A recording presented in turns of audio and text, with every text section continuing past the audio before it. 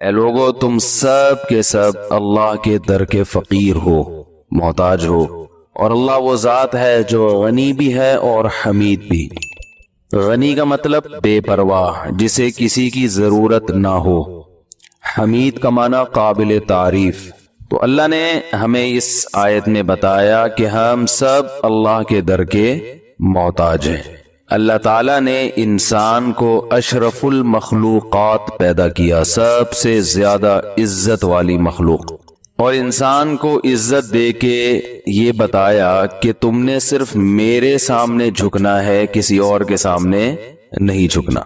کسی اور کے سامنے جب انسان جھکتا ہے تو اس جھکنے کی دو قسمیں ہیں۔ ایک قسم ایسی ہے جس سے وہ اسلام سے ہی خارج ہو جاتا ہے، اور ایک قسم ایسی ہے جس سے اسلام سے خارج تو نہیں ہوتا لیکن اس کی عزت اللہ کی نظر میں گر جاتی ہے۔ ایک جھکنا جس سے انسان اسلام سے ہی خارج ہو جاتا ہے وہ ذلت اور کسی اور کے سامنے وہ انکساری جو عبادت کہلاتی ہے، یعنی کسی اور کی عبادت پہ آ جانا۔ عبادت کسے کہتے ہیں؟ کسی کے سامنے کسی کی ایسی تعظیم کرنا کہ آپ کا یہ نظریہ ہو کہ جس کی میں تعظیم کر رہا ہوں لہو سلطۃ غیبیۃ، اس کو ایک غیبی قدرت حاصل ہے، جس قدرت کے ذریعے یقدر بها علی النفع والضرر بغیر السبب، کہ وہ بغیر کسی سبب کے میری مدد کر سکتا ہے، مجھے نفع پہنچا سکتا ہے یا مجھے نقصان پہنچا سکتا ہے۔ جب کسی کے بارے میں آپ کا یہ نظریہ ہوگا کہ یہ مجھے فائدہ پہنچا سکتا ہے اور نفع، اور یہ فائدہ اور نفع کسی لاجک کے تحت نہیں، ویسے ہی جب چاہے پہنچا سکتا ہے، اس جذبے کے ساتھ جب آپ کسی کی تعظیم کریں گے تو یہ تعظیم عبادت کہلائے گی۔ یہ اللہ کے علاوہ کسی اور کے لیے جائز نہیں۔ سمجھ رہے کہ نہیں سمجھ رہے بھائی؟ یہ جو ہمیں کہا جاتا ہے کہ غیر اللہ کی عبادت شرک ہے، تو یہاں عبادت کا مطلب سمجھیں۔ عربی میں عبادت جو ہے نا، جو قرآن میں حدیث میں عربی میں عبادت مختلف معنوں میں یہ لفظ استعمال ہوتا ہے۔ غلامی، عبادت کا لفظی مطلب کیا ہے؟ غلامی۔ تو صرف غلام بننے سے آدمی شرک تھوڑی ہو جاتا ہے، مشرک تھوڑی ہو جاتا ہے کسی کا غلام بننے سے۔ غلامی تو جو کمپنی کے ملازم اپنے باس کی غلامی کر رہے ہوتے ہیں، خادم اپنے آقا کا غلام ہوتا ہے۔ تو عبادت کا لفظی ترجمہ تو ہے غلامی، لیکن عبادت جب ہم کسی کی کر کے مشرک بن جاتے ہیں تو اس میں صرف اس سے غلامی مراد نہیں ہوتی۔ اصل میں آج کل نا توحید ہی کو ڈیفائن نہیں کیا جا رہا کہ توحید کہتے کس کو ہیں، شرک کسے کہتے ہیں، تو بڑے مسائل کھڑے ہو گئے ہیں معاشرے میں۔ بعض لوگوں نے ہر چیز کو شرک کہنا شروع کر دیا، کیونکہ توحید کا لفظ اس سے لوگ محبت کرتے ہیں تو انہوں نے فتوے جھاڑنا شروع کر دیے، جو بھی کسی کی تعظیم کرے گا اس کو کیا کہنا شروع کر دیا؟ مشرک۔ اور بعض لوگوں نے اتنی تعظیم شروع کر دی کہ مشرک بھی ہو گئے، مگر ان کا وضو بی بی تمیزہ کا وضو ہے۔ وہ توحید کی جتنی مرضی دھجیاں اڑا دیں، ان کی توحید ٹوٹتی نہیں ہے۔ بی بی تمیزہ کا وضو سنا ہے؟ بی بی تمیزہ جو ہے وہ نماز نہیں پڑھتی تھی، تو مسجد کے قاری صاحب نے اس کو کہا نماز پڑھا کرو، اس نے کہا وضو نہیں آتی، تو انہوں نے کہا چلو وضو کا طریقہ میں تمہیں سکھا دیتا ہوں۔ تو بی بی تمیزہ کو مکمل وضو کرایا انہوں نے کہ ایسے کرتے ہیں، مکمل وضو کرا کے سفر پہ چلے گئے۔ 8-10 سال کے بعد قاری صاحب واپس آئے، بی بی تمیزہ سے پوچھا نماز پڑھ رہی ہو؟ کہا الحمدللہ 10 سال میں ایک نماز بھی قضا نہیں کی۔ بھائی وضو بھی کرتی ہو؟ وہ تو آپ کرا کے چلے گئے تھے۔ تو یہ 10 سال سے بی بی تمیزہ کے 6 بچے ہوئے، اس میں بھی وضو نہیں ٹوٹا ان کا۔ تو یہ بڑا پاورفل وضو ہے یا نہیں ہے؟ تو بعض لوگوں کی توحید اتنی پاورفل ہوتی ہے کہ وہ جو مرضی کرتے رہے ان کی توحید ٹوٹتی نہیں ہے۔ یا رسول اللہ مدد بھی ہے، یا غوث اعظم بھی مدد، اور علی بھی مشکل کشا، اور فلاں بھی مشکل کشا، فلاں بھی حاجت روا، ساری دنیا سے مدد مانگیں گے اور یہ نظریہ رکھیں گے ہم جہاں بیٹھے ہیں جدھر سے نبی کو پکاریں، نبی ہماری پکار سنتے ہیں، ہماری پکار کا جواب دیتے ہیں، ہماری حاجت روائی کرتے ہیں۔ تو یہ اتنی پاورفل توحید ہے کہ یہ کچھ بھی کرتے رہو، یہ توحید ان کی ٹوٹتی نہیں ہے۔ تو یہ اس سے تو بی بی تمیزہ کا وضو ہو گیا یہ۔ تو افراط و تفریط، غلو ہے۔ بعض لوگ توحید کے معاملے میں ایسے سینسیٹیو ہیں کہ ان کی نظر میں ہر ایک کیا ہے؟ مشرک ہے۔ وہ اگر کسی کو دیکھیں گے نا اپنے پیر صاحب کے جوتے اٹھا رہا ہے تو وہ بھی گویا مشرک ہے، اس نے تعظیم کی۔ کسی بزرگ کا ہاتھ چوم رہا ہے تو وہ بھی مشرک. فضائل اعمال کی کرامتیں جو ہے وہ بھی کیا ہیں؟ حالانکہ وہ کرامتیں ہیں. کرامت تو توحید کی علامت ہوتی ہے کہ اللہ اپنے بندوں کے ہاتھوں یہ بھی کر سکتا ہے. تو اللہ کی توحید کی دلیل ہے, قدرت کی دلیل ہے کہ اللہ نے کسی بزرگ کے ہاتھ پہ یہ بھی کر کے دکھا دیا. یہ تو اللہ کی قدرت کی دلیل ہے, بزرگ کی قدرت کی تھوڑی دلیل ہے. لیکن اس کو بھی انہوں نے کیا کہنا شروع کر دیا؟ شرک. فضائل صدقات بھی شرک, فضائل اعمال بھی شرک. مگر یہی کرامتیں جب بخاری اور مسلم کے محدثین اور راویوں سے صادر ہوں تو وہاں کوئی کلپ مارکیٹ میں نہیں آئے گا, چپ. ٹھیک ہے نا؟ سمجھ رہے ہیں؟ فضائل اعمال یا فضائل صدقات میں کوئی بزرگ کی کرامت ہے کہ مردہ زندہ ہو گیا تو فلانا ہو گیا تو ڈمکانا ہو گیا, تو وہ شرک. لیکن وہی کرامت کسی ایسے محدث سے منقول ہو جو بخاری اور مسلم کے راویوں میں سے ہو تو کوئی کلپ ان لوگوں کا مارکیٹ میں نہیں آئے گا. چپ ہو جاتے ہیں, منافق ہیں. تبھی ہم بار بار کہتے ہیں کوئی سامنے بیٹھے گا تو بات کرے آدمی. بیٹھتے ہی نہیں کم وقت سامنے کبھی نہیں بیٹھیں گے. تو کرامت شرک نہیں ہوتی, کیونکہ کرامت کی نسبت کس کی طرف ہوتی ہے؟ اللہ کی طرف. بزرگ کی طرف مجازن نسبت کی جاتی ہے. معجزہ اصل میں اللہ کی طرف منسوب ہوتا ہے. معجزے کی نسبت پیغمبر کی طرف مجازن ہوتی ہے, حقیقتاً نہیں ہوتی. حضرت عیسیٰ علیہ السلام کہتے تھے احیی الموتى, میں مردوں کو زندہ کرتا ہوں. حالانکہ ہمارا یہ نظریہ حضرت عیسیٰ مردوں کو زندہ نہیں کرتے تھے, نہ کر سکتے تھے, یہ طاقت کسی بشر میں ہے نہیں. لیکن حضرت عیسیٰ کی طرف مردوں کو زندہ کرنے کی نسبت یہ شرک نہیں ہے, اس لیے کہ یہ حقیقی نسبت نہیں ہے. اللہ زندہ کرتا تھا, زبان حضرت عیسیٰ کی استعمال ہو رہی ہے تو مجازن ان کی طرف نسبت کر دی. تو بعض لوگوں کو شرک کے فتوے لگانے میں ماسٹر, اور بعض ایسے ہیں کہ ان کی توحید بی بی تمیزہ کے وضو کی طرح, وہ ٹوٹنے کا نام لے گی نہیں. تو میں اصل میں یہ عرض کر رہا تھا کہ کون سی تعظیم ایسی ہے جو عبادت کہلاتی ہے اور جس کی وجہ سے انسان اسلام سے خارج ہو جاتا ہے.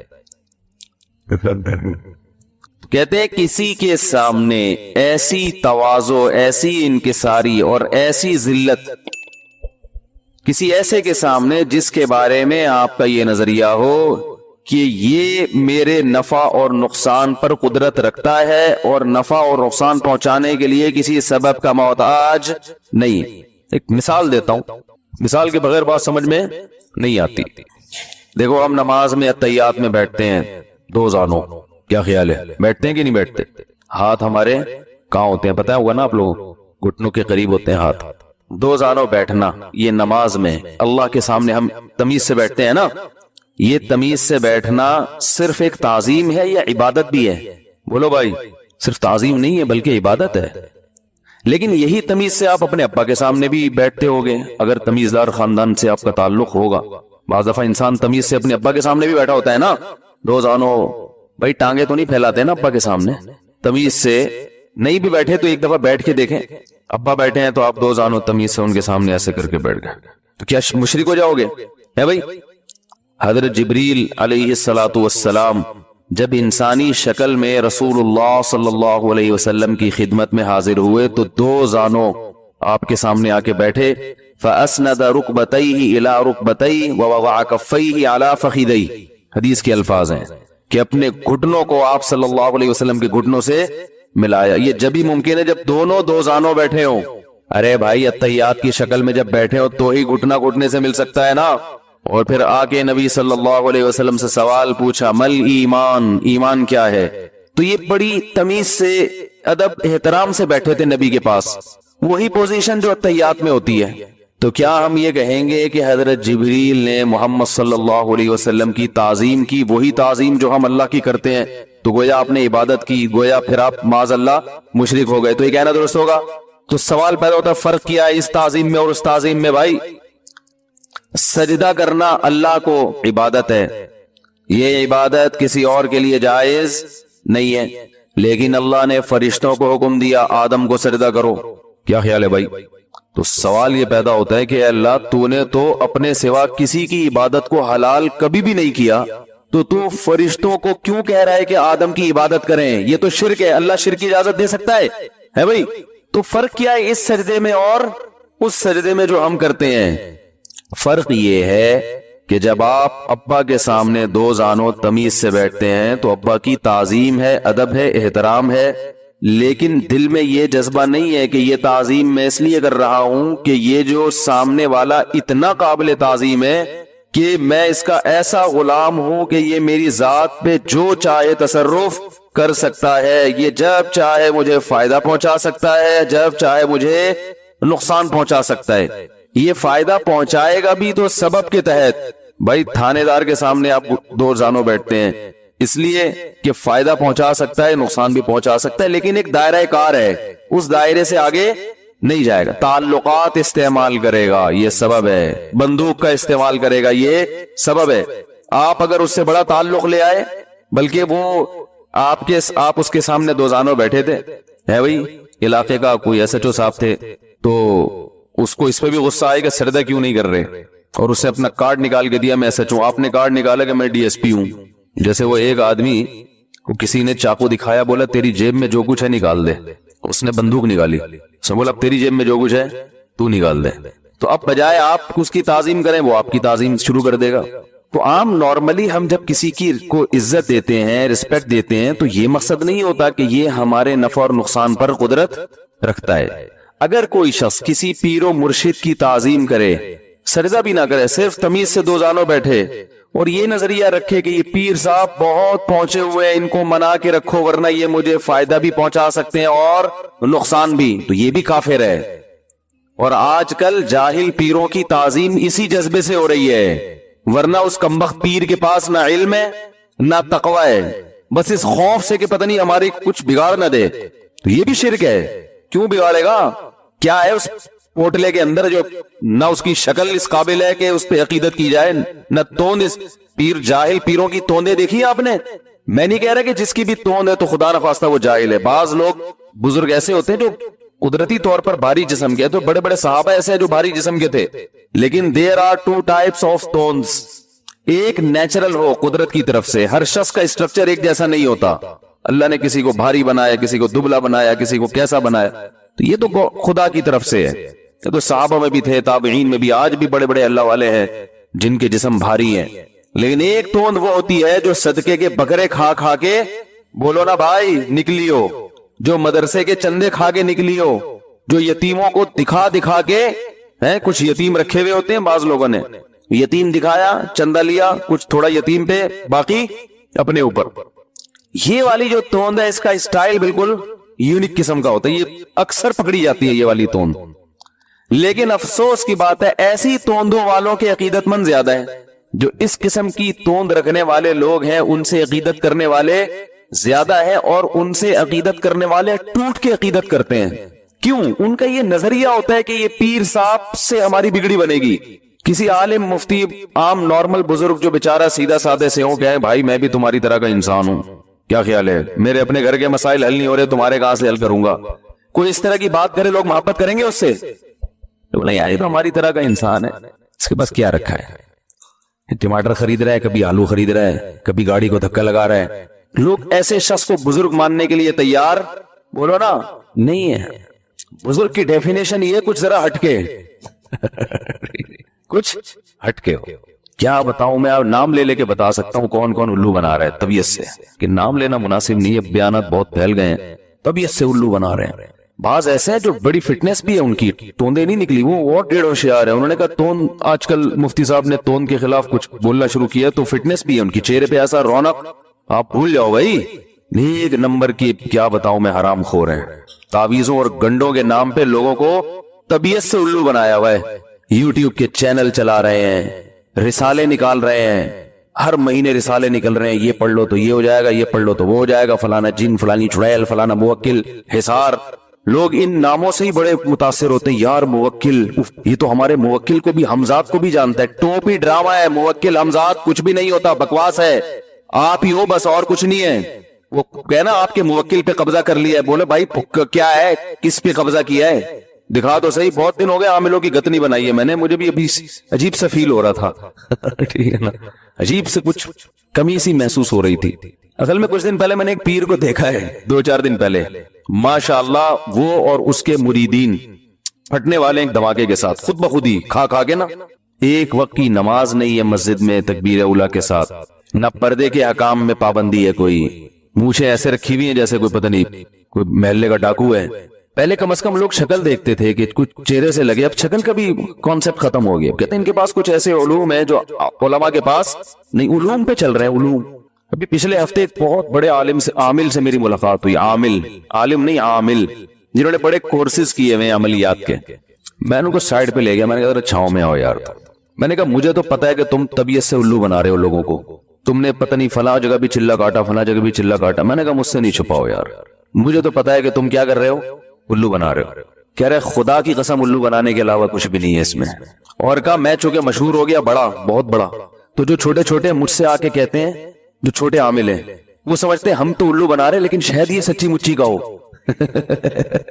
کہہ رہے وہ مجھے آ کے کہہ رہے ہوتے ہیں کہ ہماری ذرا نگرانی کریں, حفاظت کریں, حصار کھینچیں. کہہ رہے ہم بھی گھما دیتے ہیں, کچھ کھینچ رہے ہیں. کہہ رہے جیسے یہ بیوقوف ہے نا, اور ان کا نظریہ یہ کہ ہمیں تو نہیں پتا لیکن ہم سے بڑے والے کو پتا ہوگا. تو کہہ رہے میرا بھی یہی حال ہے, سمجھ رہے ہو, میرا بھی کہہ رہے یہی حال ہے.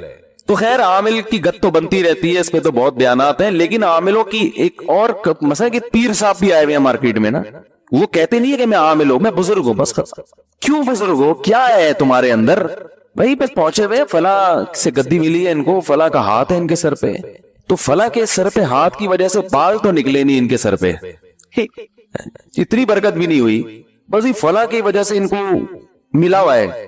کیا ملا ہوا ہے؟ سب مبہم باتیں ہوں گی, کوئی بات بھی ایسی نہیں ہوگی جس کا کوئی ڈکشنری میں مطلب ہو. سمجھ رہے ہیں نا بھائی, یہ ان کے کچھ ہیں, ان کو کچھ خدا کی طرف سے کچھ ہیں چیزیں. کیا چیز ہے بھائی؟ چیزیں ہیں.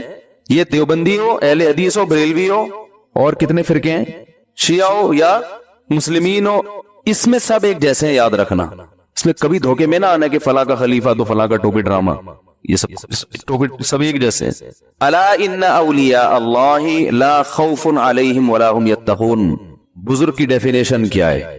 قرآن نے بیان کی ہے. اولیاء اللہ, بزرگ کو ولی بھی کہتے ہیں نا, اولیاء اللہ بھی کہتے ہیں نا بھائی. اولیاء اللہ کہتے ہیں نا بزرگ کو, ولی کی جمع اولیاء اور ولی, اللہ کا دوست ولی. تو اللہ نے ولی کی ڈیفینیشن دو لفظوں میں بیان کی ہے, لا خوف علیہم ولا هم یحزنون. پہلے تو بتایا کہ اللہ کے جو اولیاء ہیں, جو بھی بزرگان دین ہیں, ان پر قیامت کے دن کوئی خوف اور غم نہیں ہوگا. بتایا کہ اس سے پتہ چل رہا ہے گویا دنیا میں آزمائشیں آتی ہیں ان کے اوپر, لیکن آخرت میں نہیں ہوگی. دو لفظوں میں اللہ نے ڈیفائن کیا, لا خوف علیہم ولا هم یحزنون الذین آمنوا, جن کا عقیدہ درست ہو, وکانوا یتقون, اور جو گناہوں سے بچتے ہو. بس یہ کون ہے؟ اولیاء اللہ. عقیدہ درست, توحید کا عقیدہ, ختم نبوت کا عقیدہ, اور دوسری چیز کیا ہے؟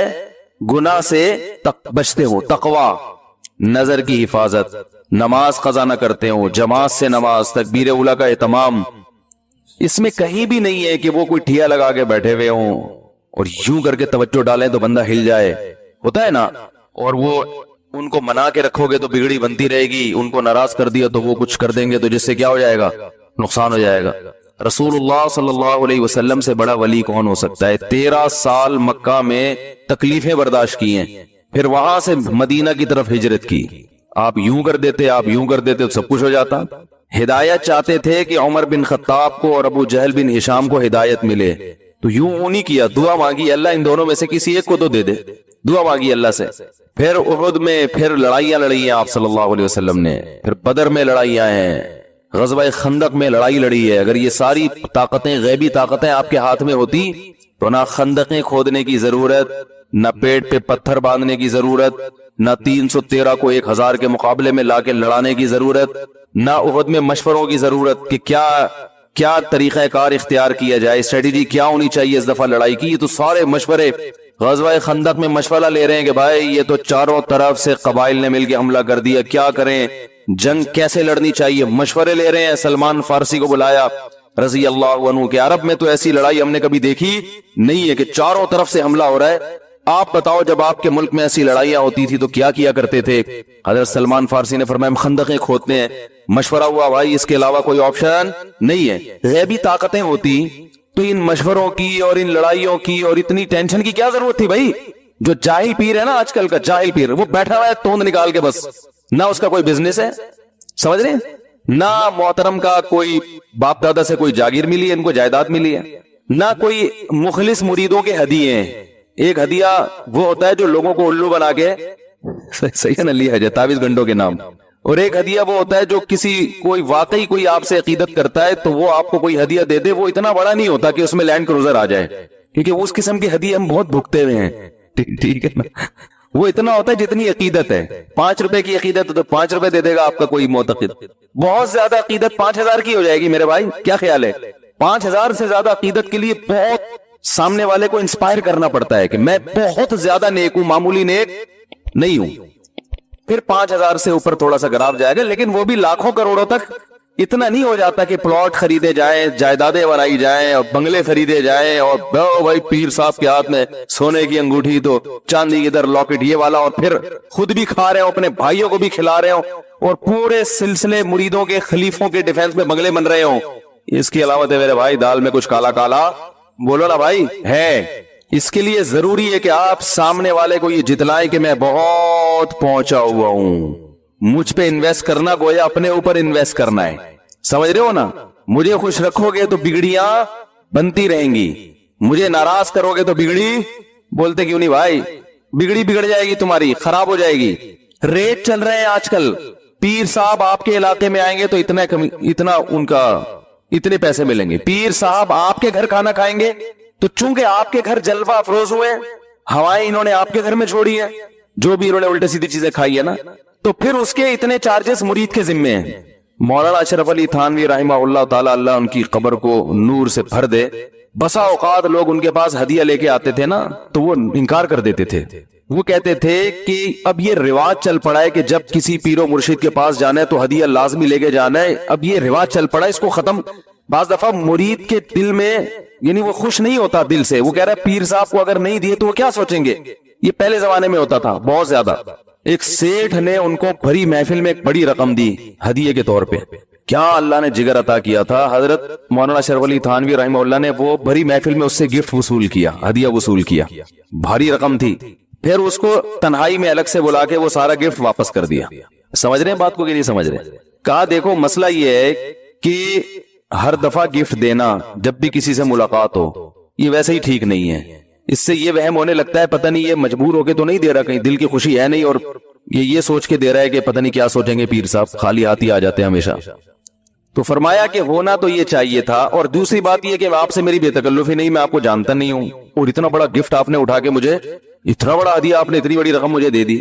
کا ہونا تو یہ چاہیے تھا کہ میں اسی وقت آپ کو واپس کر دیتا، لیکن اس وقت سب کے سامنے واپس کرنے میں آپ کی توہین تھی، میری عزت تھی، میری عزت تھی. لوگ بولیں گے مولانا صاحب کو اتنا بڑا یعنی لفافہ ملا اور مولانا صاحب نے واپس کر دیا. بھائی مولانا کی عظمت کو سلام ہے. فرمایا اب یہ واپس کرنے میں نہ تو میری کوئی عزت ہے اور نہ آپ کی کوئی توہین ہے. سمجھ رہے کہ نہیں سمجھ رہے بات؟ بڑی محفل میں لے لیا اس کی عزت رکھنے کے لیے اور چپکے سے لے جا کے اس کو بولو بھائی واپس کر دیا. یہ ہمارے علماء تھے. تو ہدیہ لینا دینا بری چیز نہیں ہے، لیکن یہ دل پہ بوجھ کے ساتھ نہیں ہونی چاہیے کہ جا رہے ہیں پتہ نہیں حضرت جی کیا سوچیں گے کہ خالی ہاتھ اٹھ کے آ گئے. ویسے تو بڑے محبت کے اظہار کیا کرتے تھے اور آج جب بھی آتے ہیں سڑا ہوا منہ لے کے آ جاتے ہیں. جہاں یہ تصور آنا شروع ہو جائے تو علماء کہتے ہیں پھر اس گفٹ کو واپس کرو. باقی تو تہادو تحابو حدیث میں آتا ہے ایک دوسرے کو ہدایہ لیا دیا کرو، اس سے محبت بڑھے گی. لیکن یہ ہدیہ نہیں بلکہ جرمانہ بن جاتا ہے بعض دفعہ. بعض علاقوں میں یہ دستور ہے کوئی مولانا صاحب کہیں بیان کے لیے جائیں تو لازمی اس کے پیسے ان کو ملتے ہیں. میں پنجاب میں گیا 2004 کی بات ہے، میرے مختلف علاقوں پہ بیان، ہم نے کراچی میں تو یہ دیکھا نہیں کہ بیان کے بھی پیسے ملتے ہوں. یہاں تو پورا تیل نکال کے نا سرنج سے جلسے میں بٹھائیں گے 4 گھنٹے، آدھے گھنٹے ہمارا بیان ہے، اس سے 1.5 گھنٹہ پہلے نعتیں چلیں گی، ہم چلے گی، پھر مختلف خطیب آئیں گے، پھر ہمارا بیان ہوگا، پھر اس کے بعد پھر پروگرام چلے گا. 2-3-4 گھنٹے گئے، اس کے بعد واپس آ رہے ہیں، گھر والے پوچھے کیا ملا؟ ثواب ملا بھائی بہت زیادہ. بس یہاں یہ رواج ہے اور یہ اچھا رواج ہے. ہم تو کراچی کے عادی تھے بھائی، جہاں بھی بیان کے لیے جاؤ بس ثواب ملتا ہے، دعائیں ملتی ہیں، مفتی صاحب بہت اچھا بیان کیا، اللہ آپ کو جزائے خیر دے. بس ہمارے لیے یہی بڑی خوشی کی بات ہوتی، یار چلو لوگوں کو فائدہ ہو گیا. خیر جی جلدی سے بات کو سمیٹتے ہیں. تو کسی کے سامنے ایسی تعظیم جس میں یہ آپ کا یہ نظریہ ہو کہ یہ میری بگڑی بنا سکتا ہے، مجھے نفع پہنچا سکتا ہے، نقصان پہنچا سکتا ہے، تو ایسی تعظیم اسلام میں کیا ہے میرے بھائی؟ شرک ہے، اور یہ اسلام میں جائز نہیں ہے. تو اور وہ تعظیم جو اس کے علاوہ وہ بڑوں کا احترام ہے وہ شرک نہیں ہے. تو میں نے جو موضوع شروع کیا تھا انتم الفقراء الی اللہ، اے لوگو تم سب اللہ کے در کے فقیر ہو، سارے کے سارے اللہ کے در کے فقیر ہو. تو اللہ انسان کو یہ چاہتے ہیں کہ دونوں قسم کی تعظیم ہے. اچھا، ایک تعظیم یہ ہوتی، ایک ہوتی ہے تعظیم، ایک ہوتی ہے اپنے آپ کو دوسرے کے سامنے ذلیل کر دینا. کسی کی تعظیم تو رسپیکٹ ہے نا، وہ تو جائز ہے، لیکن اپنے آپ کو کسی کے سامنے ذلیل کرنا جائز نہیں ہے، یہ اللہ برداشت نہیں کرتے. اور ذلیل کیسے کیا جاتا ہے؟ ذلیل مختلف طریقوں سے کیا جاتا ہے. بعض لوگ ایسا جھک رہے ہوتے ہیں اپنے باس کے سامنے کہ جیسے بھی گر جائیں گے سجدے میں. لیکن ذلیل ہونے کی سب سے بڑی علامت ہے کسی سے بھیک مانگنا. آج ہمارے معاشرے میں لوگوں سے مانگنے کا عنصر بڑھتا چلا جا رہا ہے. اسلام نے استغنا سکھایا ہے کہ دوسرے کی جیب میں جو کچھ ہے اس سے مایوس ہو جاؤ، وہ تمہارا ہے بھائی، وہ میرا نہیں ہے. لوگ اپنی دولت کیوں چھپاتے ہیں؟ اس لیے چھپاتے ہیں نا کہ اگر بتا دیا تو قرضہ مانگنے آ جائے گا کل. یہ ایسا ہی ہوتا ہے کہ نہیں ہوتا؟ بیگم سے بھی چھپایا جا رہا ہے. بیگم کو لوگ صحیح تنخواہ نہیں بتاتے کہ یہ پھر مانگنے آ جائے گی. ساس کو نہیں بتاتے، ساس مانگ لیں گی. داماد کو نہیں، سسر کو نہیں بتاتے، دوستوں کو نہیں بتاتے. ہر آدمی چھپا رہا ہے. میرے تو تعلقات ہر طرح کے لوگوں کے ساتھ ہیں نا. بعض لوگ بڑے مالدار ہیں، غریب بھولیے میں گھومتے ہیں، مجھے بتا دیتے ہیں، ان کو پتا ہے یہ ہم سے پیسے نہیں مانگے گا. الحمدللہ یہ ایک امیج اچھا پبلک کے سامنے گیا ہوا ہے. تم جن کو بہت اعتماد ہوتا ہے نا کئی سال رہنے کے بعد، وہ بھی بتاتے ہیں. ان کو ڈر ہوتا ہے مولوی صاحب بھی کیا مانگیں گے، پیسے ہی نہ مانگ لیں کہیں. اگر بتا دیا مانگنا جائز ہے استغنا کے ساتھ، وہ تو کسی سے بھی مانگا جا سکتا ہے. بھائی یہ ضرورت ہے، اگر دینی ہے دو، نہیں دینی تو نہیں دو. یہ تو یہاں تک تو ٹھیک ہے. بھائی مسجد میں بالفرض، ابھی تو ہمارے وضو خانے میں ضرورت نہیں، ایک مثال دے رہا ہوں. بھائی ضرورت ہے، آپ لوگ دیکھ رہے ہیں، بھائی بنا دو تو ثواب ملے گا، نہیں بناؤ تو میرے باپ کا تھوڑی ہے، میرے گھر کا وضو خانہ تھوڑی ہے. ٹھیک ہے نا؟ بھائی یتیم خانہ خرچ کر لو، ثواب ملے گا. نہیں کرتے تو میرے بچے تو یتیم الحمدللہ نہیں ہے، لیکن ثواب ملے گا آپ کو اگر کرتے ہو یتیم خانوں پہ خرچ. وہ مدرسہ بن رہا ہے، یہ تو جائز ہے، یہ فرد واحد سے بھی مانگ سکتے ہیں. لیکن ایک مانگنا وہ ہوتا ہے جس میں سامنے والے کو یہ احساس ہو کہ یار یہ کیا مصیبت بن گیا یہ آدمی. تو اس لیے لوگ اپنی تنخواہ، اپنی انکم دوسروں کو بولو بھائی نہیں بتاتے. اور میں خود بھی بھگتا ہوا ہوں. میرے والد صاحب کا انتقال ہوا تو بڑی وراثت ملی تھی، میں نے بتا دی، ہمیں تجربہ ہی نہیں تھا. دوسرا پوچھ رہے کتنے پیسے ملے، بانے کا اتنے ملے ہیں. ماشاءاللہ بڑی خوشی ہوئی اس وقت، تو اس کو بڑی خوشی ہوئی. پوری رات پھر وہ سوچتا رہا کہ اس کے پاس اتنے پیسے ہیں، اس کو کاروبار کا تو پتہ نہیں ہے، تو یہ کیسے نکالے ہم. دوسرا آیا مولانا صاحب، ماشاءاللہ آپ کے والد صاحب کا انتقال، اللہ تعالیٰ ان کی مغفرت فرمائے، آپ کو ماشاءاللہ وراثت کتنی ملی. بھائی ہم تو دوستوں یاروں کو بتا دیا کرتے تھے. بھائی اس میں کیا چھپانا یار، اللہ کی نعمت ہے. ٹھیک ہے جانا تو دنیا میں سب نے، اللہ تعالیٰ ان کی افسوس تو ہمیں ظاہر انتقال کا افسوس ہوتا ہے نا. ہمارے والد صاحب تو ہمارے نام دنیا زندگی میں کچھ کرنا چاہتے تھے، ہم نے نہیں کروایا. سب آپ کا ہے، ہمارا نہیں ہے. کوئی بہت بڑی وراثت نہیں تھی کہ آپ سوچے کہ پھر آ جائے یار اچھا ہمیں کیوں نہیں بتایا یار، ابھی تمہیں بہت پتہ چلا.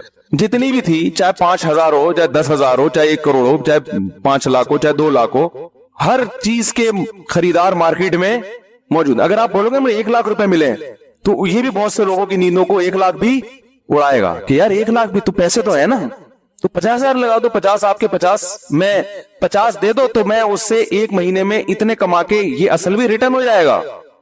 ٹھیک ہے، ایسے ڈرامے ہوتے ہیں. تو جو ہے وہ کیا نام ہے، ہم بے وقوفی میں بتا دیا کرتے تھے بھائی اتنے ملے. آپ کو کتنے ملے؟ بھائی اتنے ملے. کیا کیا ملا؟ بھائی یہ ملا. تو وہ ماشاءاللہ ایسا بھوکتا ہم نے طبیعت سے. بڑے قریبی لوگ آ کے، بھائی ایکچولی ایک بزنس ہے میرے دماغ میں، میں چاہتا ہوں کہ آپ ویسے ہی مولوی آدمی، پیسے ختم ہو جائیں گے، تو ایکچولی ایک بزنس ہے میرے ذہن میں آیا. میرے تو شوق نہیں، لیکن آپ کا فائدہ ہو جائے گا.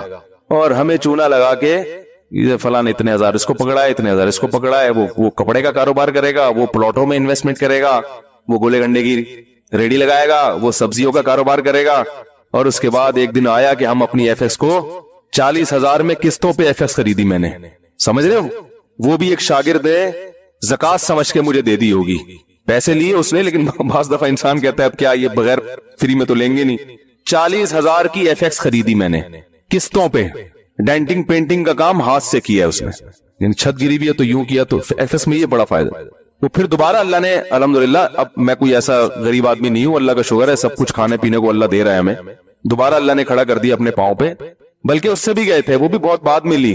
تو لوگ کیوں چھپاتے ہیں؟ بھائی بتا دیا تو فوراً اس کے دل میں فاسد خیالات آنا شروع ہو جائیں گے.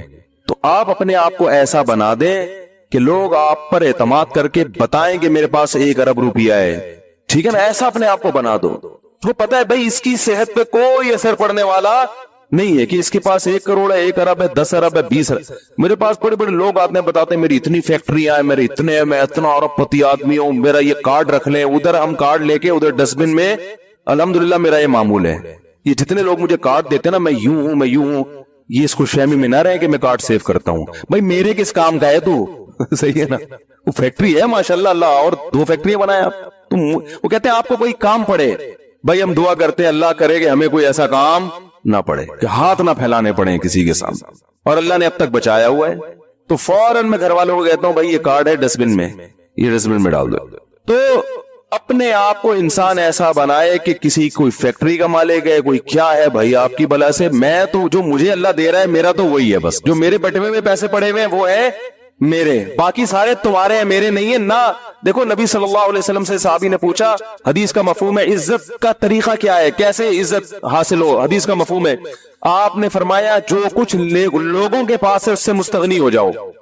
جو کسی دوسرے کی جیب میں بے پرواہ، بھائی وہ تمہارا ہے میرا نہیں ہے، ختم. سمجھ رہے کہ نہیں سمجھ رہے؟ یہ چیز مارکیٹ میں کیا چل رہی ہے، شاٹ چل رہی ہے. ہر آدمی نا ایسے جیسے وہ چائے کی نگاہوں سے نا، ان کو پتا ہے کہ اس کو پتا چل گیا میرے بٹوے میں اتنے پیسے، ایسے سونگنا شروع کر دے گا یہ، وہیں سے اس کا ایٹیٹیوڈ ہی چینج ہو جاتا ہے.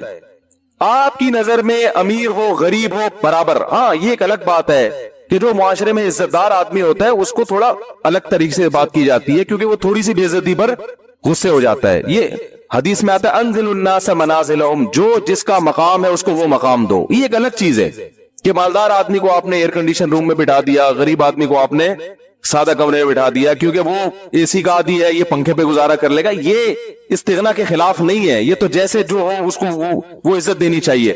لیکن کسی سے لالچ کرنا، نظر رکھنا، لوگوں کے کارڈ سنبھال کے رکھنا، چندہ مانگنا ہے تو بھائی اوپنلی مانگو ساری دنیا سے چندہ. یہ کوئی اپنا خاص ریلیٹیو ہے اس سے آدمی ذکر کر دے اس کا. تو یہ آج کل بہت چل رہا ہے کہ بھائی سگے بھائی کو نہیں بتا رہے لوگ، سگے بھائی کا بھروسہ ختم ہو گیا کہ یہ مانگ لے گا. تبھی جس کے پاس جاؤ نا لوگ اپنی ہمدرد، بھائی میں تو مخروش چل رہا ہوں، گزارا ہی نہیں ہو رہا.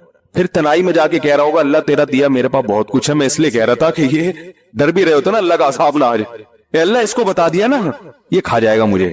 میرے پاس خواتین کہتی ہیں میاں ایسا میاں ویسا. میں نے کہا چرس تو نہیں پیتا میاں آپ کا؟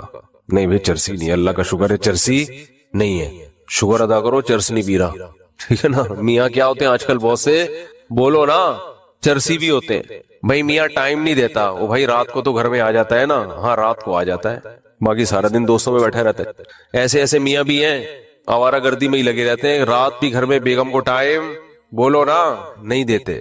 تو اپنے سے کمتر کو دیکھو نا. میرے میاں جو ہے نا وہ خرچہ نہیں اٹھاتے، وہ بھائی بنیادی نان نفقہ مل رہا ہے، روٹی دوپہر کا کھانا رات کا، وہ ختم کہتے ہیں نہیں صرف یہی تھوڑی ہوتا ہے، مجھے پتا ہے یہی نہیں ہوتا، لیکن بہت سے یہ بھی نہیں کر رہے ہوتے، بہت سے یہ بھی نہیں کر رہے ہوتے.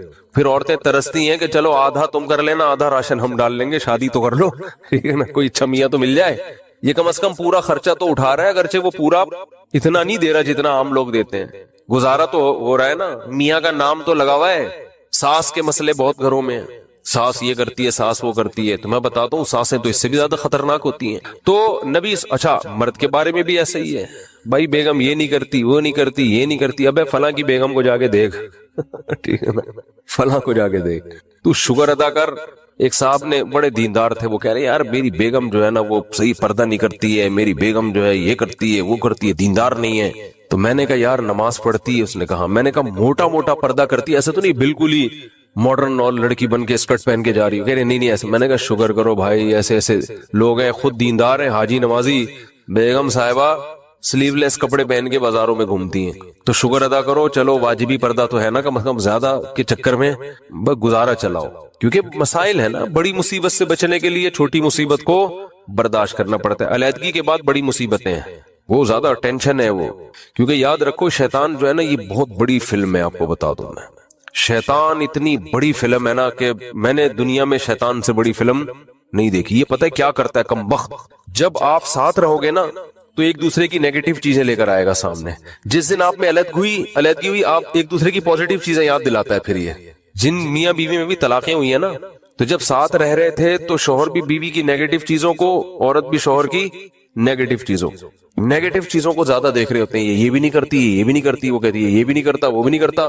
جب طلاق ہوتی ہے نا شیطان علیحدگی، پھر آدمی کہتا ہے یار اس میں تو یہ بھی کرتی تھی، یہ تو یہ بھی کرتی تھی، یہ بھی.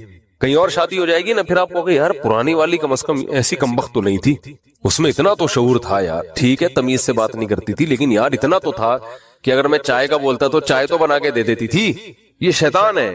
حالانکہ اب شریعت کہہ رہی ہے پرانی والی کو چھوڑو، اب نئی کی خوبیاں دیکھو. لیکن جب نئی ہوگی نا تو پرانی کی خوبیاں اور نئی کی خامیاں، اور وہ جب کہیں اور شادی کرے گی تو نئے والے کی خامیاں، پرانے والے کی خوبیاں. اور بتا بھی رہی ہوتی ہیں کہ آپ سے شادی ہو گئی، آپ جو ہے نا چلو جیسا بھی تھا میرا پرانا میاں، کم از کم جب بھی اس کو میں نے بولا خربوزے کا، اس نے خربوزہ لا کے مجھے دیا ہے، اور اچھی سبزی اچھی لاتے تھے وہ. ان کو تو ٹماٹر خریدنے نہیں آتے. یہ شیطان اتنی بڑی چیز ہے کہ آپ کو کیا بتاؤں. ہر چیز میں یہ کیا لے کے جاتا ہے؟ نیگیٹو. تو آپ نے شیطان کے الٹا چلنا شروع کر دو تو ہر چیز کیا ہو جائے گی؟ پوزیٹو ہو جائے گی. تبلیغ والے کیا خاندانی مثال دیتے ہیں. یہ گوروں کے پاس یہ موٹیویشن کی چیزیں آپ کو نہیں ملیں گی. دیکھو تبلیغی جماعت میں کوئی لمبا چوڑا سلیبس نہیں ہے کہ کوئی بڑی زبردست ورک شاپ کروائی جاتی ہو کہ جس میں جناب کوئی موٹیویشنل اسپیکر جنہوں نے یورپ سے ڈگریاں لی ہوں لوگوں کو گائیڈ کرنے کی، اور وہ جناب آ کے بڑی خاندانی قسم کے ہوٹل بک کرا کے بڑا پروفیشنل اسٹائل میں لوگوں کو سمجھا رہا اور اس کے تجربے ہو. ایسا کچھ بھی نہیں. لیکن موٹیویشن ایسی خاندانی ملتی ہے کہ ایک آدمی سال کی جماعت میں امیر بن کے، مینیجر بن کے جاتا ہے بغیر تنخواہ کے. ایک سال مختلف قوموں کے، مختلف ڈیزائن کے، مختلف عمر کے لوگوں کو مینیج کر کے ان میں لڑائی نہ ہونے دینا، اور پورے سال کے بعد وہ واپس تمیز سے گھر آ جاتا ہے. 4 آدمیوں کو آپ ذرا 3 دن کے لیے بٹھا دو، پھڈا نہ ہو تو میرا نام بدل دینا، چاہے کتنے ہی پڑھے لکھے ہوں. کھانے پہ الگ پھڈا ہوگا ان کا، آج یہ پکے گا، وہ کہے گا یہ نہیں پکے گا، تو آرڈر نہیں چلا ہوتا ہے، لازمی ہوگا. یہ تو اس لیے نہیں ہوتا کہ جب پھڈے کا ٹائم آتا ہے تو ہم جدا ہو جاتے ہیں نا، بیٹھے گٹر کے ڈھکن پہ 2-4 گپ شپ لگائی، بات کی.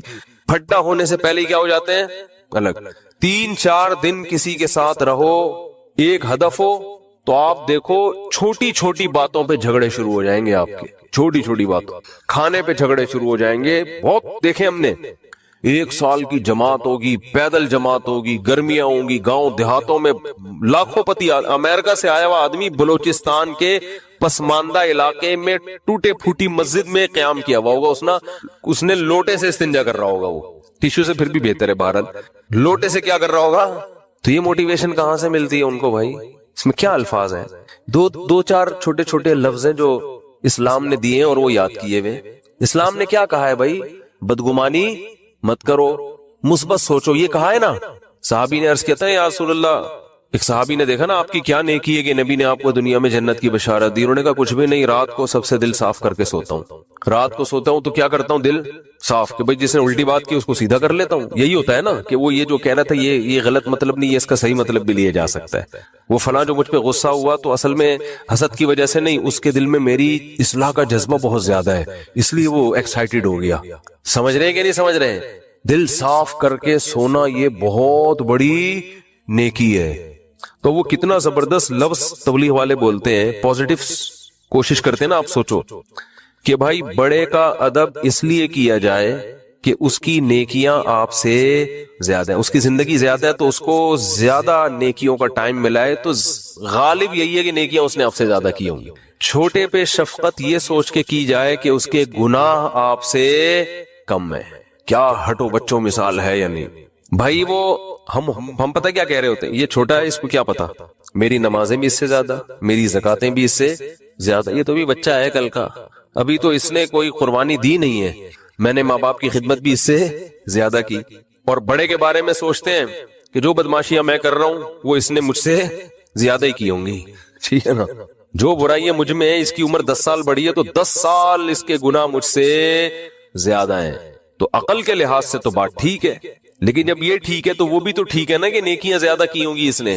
تو اسلام کہتا ہے کہ دوسروں کے معاملات میں آپ نے کیا سوچنا ہے؟ پوزیٹو، اس کی نیکیوں کی طرف توجہ اور اپنی خامیوں کی طرف توجہ کہ میری برائیاں اس کی برائیوں سے زیادہ ہیں اور اس کی نیکیاں میری نیکیوں سے زیادہ. اس کا پتہ ہے فائدہ کیا ہوتا ہے؟ انسان ٹینشن لیس ہو جاتا ہے، ورنہ چڑھتا رہتا ہے بلا وجہ نا. آدھے مسئلے تو اسی وجہ سے پیدا ہو رہے ہیں، لوگوں سے نفرت کی وجہ سے. یہ اتنا برا، یہ اتنا برا، یہ ایسا کیوں، یہ ویسا کیوں، اسی سے ٹینشن میں آ رہا ہوتا ہے. تو اپنے آپ کو اتنا نیک سمجھنے کی ضرورت ہے ہی نہیں. کہتے ہیں کہ عزت ایسی چیز ہے جس کے حصول کی کوشش جس نے کی ہے نا اس کو نہیں ملی کبھی بھی. جس نے کوشش نہیں کی اس کو بہت مل جاتی ہے.